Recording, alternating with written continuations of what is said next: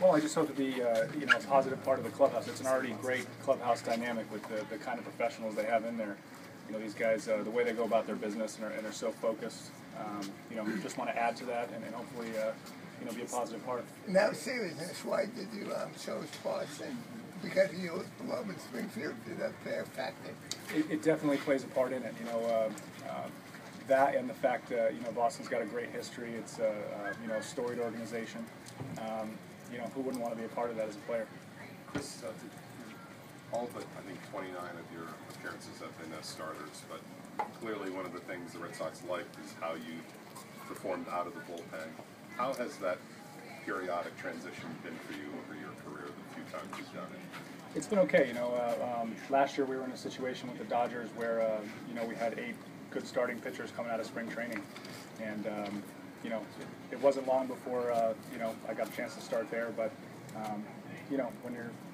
once you sign for a team and you're there, you do what the manager asks of you, and you do it the best of your ability. So I'm ready to just contribute any way I can. How about pitching in Fenway, being in Southpaw? Yeah, I'm excited. It's one of the only stadiums I haven't pitched in yet, and I'm glad in spring training here there's a replica, so I'll kind of get used to it. You grew up a Red Sox fan. How much have you thought about pitching for the Red Sox someday? I did. I grew up. I was 8 years old in '86 when they lost to the Mets, and I can remember being devastated as a kid, and grew up watching the Sox and really following them. So when I was out in the backyard playing wiffle ball with my friends, we would always imagine ourselves in the mound at Fenway, and so it's kind of cool to come back and maybe have the chance to be there.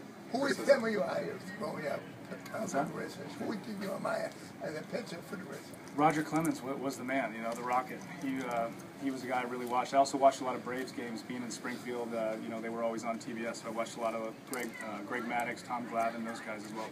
Chris, as I'm sure you know, the Red Sox nearly traded for you in the last week of 2011 to pitch that game 163. What do you remember about hearing about that and kind of following it on the last weekend, the last few days of that season?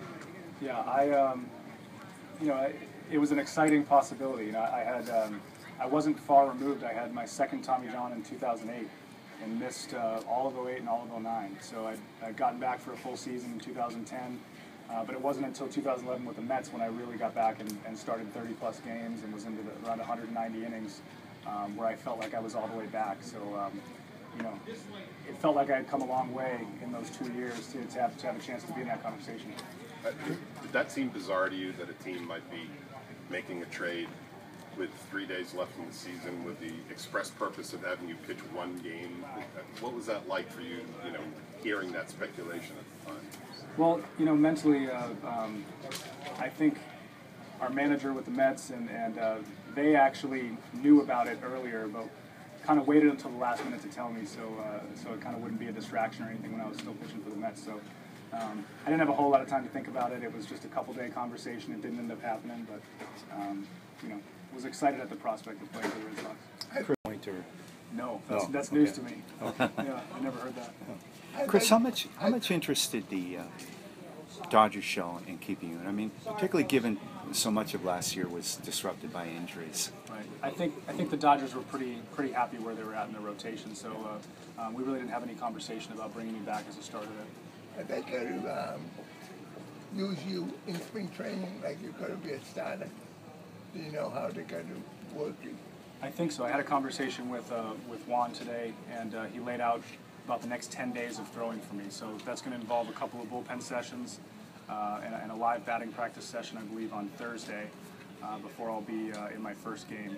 And I believe I'll be starting that game, but I think the sense I get is that they're going to want to extend me and build up my innings a little bit to kind of go either way. Chris, is that unique for you in your career? Is this the first time where you've come into camp where your position kind of could flex one way or another? Not really. When I signed with the Mets in 2011, there was some competition there in spring training as well.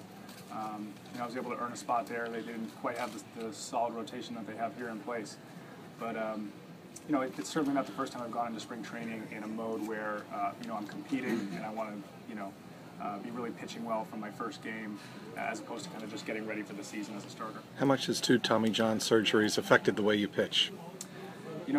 I think it's actually made me better. I had a good fortune to work with Rick Peterson in Milwaukee, coming back from this second elbow surgery. Cleaned up my mechanics a lot, got me on a little bit of a different long toss program, and actually my velocity has increased little by little over the last 3 years. Which, I mean, we're not talking a lot. We're talking about going from 88 to 89. So now I'll sit around 89 miles an hour, touching 91, 92 when I'm really letting it go. So, velocity and stuff-wise, I feel as good as I have at really any point in my career. And had a chance to really learn from some great pitchers last year with Zach Greinke and Clayton Kershaw. Learned a breaking ball that's helped me out in my repertoire, and just trying to take advantage of every experience I get, and looking forward to doing the same here. Besides